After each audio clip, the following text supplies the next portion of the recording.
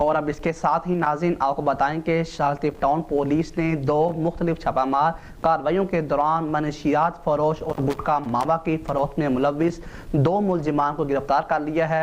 SHO शालटीप town Mohammad वकील के मुताबिक मुलजिमान से चरस और भारी मिकदार में गुटखा मावा बरामद हुआ है। इसी हवाले से मजीद बता रहे हैं हमारे नुमाइंदे जुल्फ़कार अली। जी जुल्फ़कार, बताइएगा। जी बिल्कुल, शालटीप टाउन पुलिस ने 2 मुलजमान को गिरफ्तार किया है।